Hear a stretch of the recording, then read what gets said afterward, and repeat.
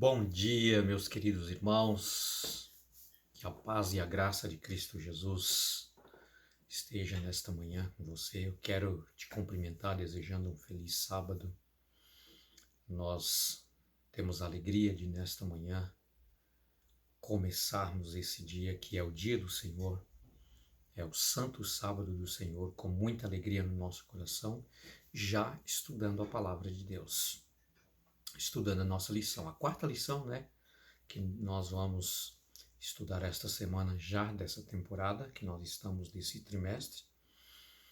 Hoje nós estamos começando a quarta lição, que tem como título o dilúvio.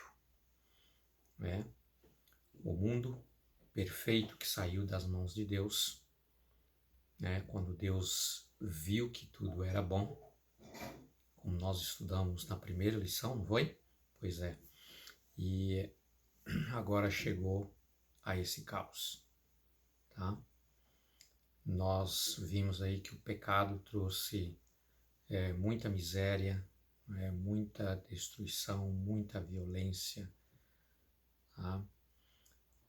Chegou a esse momento que Deus ele decide, resolve terminar aquela geração através de um dilúvio. Quero orar com você neste momento e nós vamos entrar aqui no estudo da nossa lição. Querido e amado Deus, nosso Pai, bondoso, neste momento, Senhor Deus, nesta manhã, santo dia do Senhor, o sábado, nós estamos na nossa sala para meditarmos, ó Deus, na Tua bendita e santa palavra, a Bíblia Sagrada, e nós pedimos ao Espírito Santo do Senhor para que estejam conosco, em nome de Jesus. Amém. Queridos, a nossa lição desta semana, nós vamos estudar sobre o dilúvio, por que Deus permitiu que um dilúvio viesse e acabasse com aquela geração, tá? Mas também nós vamos aprender que mesmo no dilúvio, a graça de Deus estava ali manifestada, ok? O dilúvio foi destrutivo, tá? Foi para destruir a iniquidade, o pecado que tinha avançado demais, estava insuportável, intolerável, mas também a graça salvadora estava ali para salvar o remanescente de Deus, no caso Noé e a sua família, que estava, que eram os únicos ali que naquele contexto, era o remanescente que testemunhava da graça de Deus, da salvação por Deus. A família de Noé era aqueles únicos, que em toda aquela geração esperava a redenção, tá? E é essa a lição que nós vamos estudar durante esta semana. Hebreus capítulo 24, verso 37, aliás, Mateus capítulo 24, verso 37, tá? É o chamado sermão de Cristo Jesus, o sermão profético, as profecias futuristas de Jesus mencionados ali quando Jesus havia saído do templo, juntamente com seus discípulos, e a atenção dos discípulos estavam ali sobre aquela magnífica construção, daquele templo tão importante para os judeus, mas que não atraía nada sobre Jesus. Tá? E Jesus diz para os seus discípulos, respondendo para eles o que eles havia mostrado para Jesus ali, a grande construção, a importância daquela construção. E Jesus disse, não vai ficar aqui pedra sobre pedra que não vai ser derribada. E ali, Jesus começou então uma conversa com os seus discípulos, através das profecias futuras, né, Jesus mostrou todos os acontecimentos que antecedia a sua segunda vinda, o seu segundo retorno a esta terra. Mas entre tudo aquilo que Jesus estava conversando com os seus discípulos, Jesus disse assim, olha, assim como foi nos dias de Noé, assim será também a vinda do Filho do Homem. Tá? E como é que eram os dias de Noé? O que estava acontecendo nos dias de Noé? Qual a imagem que se tinha nos dias de Noé? Tá? Queridos, quando você abre a sua Bíblia em 2 Timóteo, no capítulo 3, verso de 1 ao verso 5, ali é mencionado também pelo apóstolo São Paulo a imagem de como estaria o mundo nos últimos dias. Paulo falando nos momentos que antecederia a volta de Jesus, ou seja, a prévia da volta de Jesus, ou a véspera da volta de Jesus nos últimos dias. Então Paulo está mencionando ali, parece que Paulo, ele vivenciou, esteve no momento ali dos antediluvianos, né? A impressão que dá do relato que ele mostra da situação que estaria a humanidade nesse período dos últimos dias, antecedendo a volta de Jesus, não é nada diferente daquilo que estava vivenciando Noé e a sua família naquela geração. E Jesus disse, assim como foi nos dias de Noé, também será na vinda do Filho do Homem. Tá?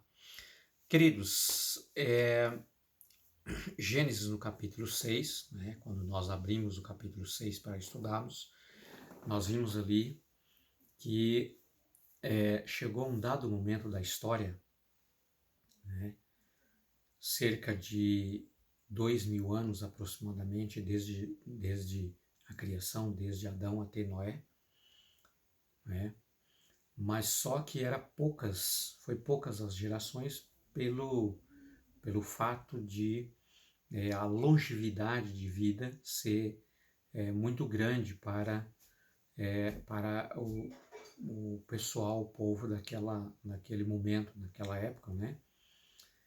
Como nós vimos numa das lições anteriores, né, que há relatos de pessoas que viveram aí quase um milênio, né? Ou seja, perto de 1000 anos de vida, né? Então é possível que poucas gerações foram ali de Adão até Noé, né? Mas assim, querido, o pecado ele se desenvolveu muito, né, na humanidade, nos homens, né, principalmente aqueles que não quiseram permanecer na aliança com Deus. Tá? Então, viver uma vida totalmente desconectada de Cristo Jesus, né? E foram usados como instrumentos por Satanás, praticando todo tipo de pecado, todo tipo de transgressão e iniquidade que você possa imaginar, né? Eles então eram praticantes, coisas que até o céu já não conseguiria mais suportar, né? Tamanha era a vergonha do pecado que era praticado naqueles dias e a violência, né, principalmente, que tomou posse do mundo inteiro naqueles dias. E chegou um momento, meus queridos, que Deus ele chama Noé, né, um homem íntegro, um homem reto, um justo, que temia a Deus, né, ele e a sua família. E Deus disse assim, Noé, eu resolvi que eu vou destruir, né, a terra e junto com ela também o ser humano que eu criei, porque eu me arrependo, tá, de os haver feito. Muito bem, E Deus disse para Noé construir então ali uma arca, né, para que ele com a família pudesse salvar daquele dilúvio. Só que o período de tempo que Deus deu para que Noé construísse aquele grande barco foi o mesmo período de tempo de graça da última advertência. Graça Deus já havia dado por todo o tempo, mas uma graça de advertência e de o último convite chamado, Deus deu essa oportunidade para que todo o povo se arrependesse dos seus pecados. Tá? Porém, não foi exatamente isso que aconteceu. Tá? E Deus foi obrigado a exterminar o pecado naquele tempo, pelo menos parcialmente, para que o pecado não trouxesse tanta ruína como já havia naqueles dias. Ok? Meus queridos, alguns pontos bastante importantes aqui para nós podermos aprender nesta lição. A palavra de Deus diz que Deus se arrependeu. Que tipo de arrependimento é esse? Será que Deus se arrepende como nós, muitas vezes, por tomarmos algumas decisões erradas? Chega um momento que a gente pensa assim, se eu pudesse, começaria tudo de novo. Será que foi esse o arrependimento que Deus teve com relação à criação do homem, que quando ele terminou, ele disse, isso foi muito bom?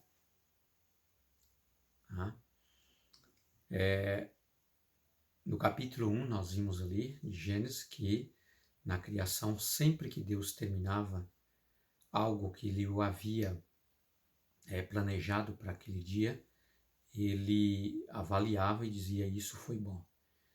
E no término, na sexta-feira, quando tudo estava pronto, inclusive o casal, Adão e Eva, Deus havia coroado a criação com o ser humano e ele disse, isso foi muito bom. Mas, meus queridos, aqui também no capítulo 6, vem mostrando para nós que viu Deus que a maldade das pessoas havia se multiplicado na terra. Lá no começo, viu Deus que era bom, tá? E aqui, Deus, ele viu que aquilo que era bom agora estava arruinado, agora era má, tá? E Deus decidiu agora destruí-lo, aquilo que ele havia feito, inclusive o ser humano, porque permitiu que o pecado dominasse, tá? Muito bem, meus queridos, esse arrependimento de Deus não é como o nosso arrependimento. Na verdade, Deus não havia arrependido de ter criado o ser humano. Ali era uma demonstração de tristeza que havia tomado o coração de Deus por aquilo que ele havia criado de tão perfeito e maravilhoso que era, o homem antes de conhecer o mal, e agora ele havia deixado-se dominar pelo pecado, e então, ao conhecer o lado do mal, se tornou totalmente muito maldoso, insuportável, de tal maneira que agora Deus ele sentia tristeza no coração de ser preciso ele destruir aquilo que ele criou de tão importante, com tanto carinho, a sua imagem e a sua semelhança.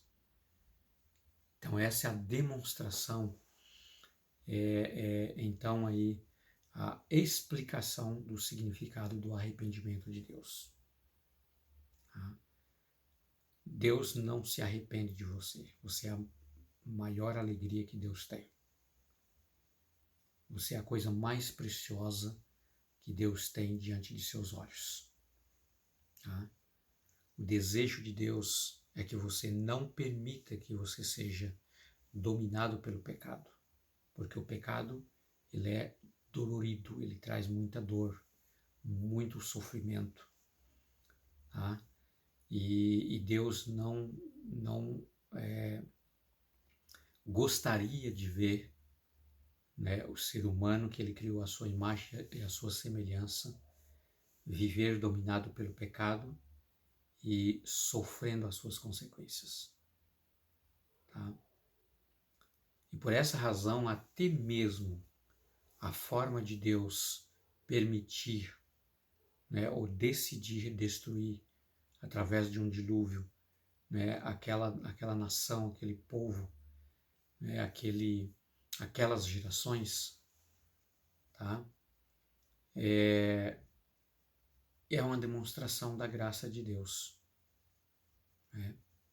Por que é uma demonstração da graça de Deus? Queridos, coisa horrível é a pessoa viver a vida inteira sendo escravo do pecado. Na prática do pecado, que você nunca consegue se libertar, nunca consegue viver uma vida livre. Tá? Então, a própria destruição, né, é uma demonstração da graça de Deus. Tanto para aqueles que morreram, como para Noé e a sua família que foram salvos. Queridos, que a lição desta semana vem fazer uma grande diferença na nossa vida, porque é um chamado para cada um de nós nos achegarmos diante de Deus, assim como Deus chamou Noé para fazer uma arca. Deus também está nos chamando para entrar na arca. E nós vamos estudar esta lição nesta semana. Vai ser uma lição muito importante, tá? Faça plano de permanecer estudando a palavra de Deus junto conosco, de estar sempre na sala da esperança participando e também, né, compartilhando. Você será muito abençoado. Que Deus te abençoe e que você tenha um feliz e maravilhoso sábado, na presença, na companhia do Espírito de Deus. Que você possa ter um sábado riquíssimo das bênçãos de Deus. E queridos, lembre de uma coisa, são conselhos de Jesus. João capítulo 8, verso 32. E conhecereis a verdade, e a verdade vos libertará. Amém?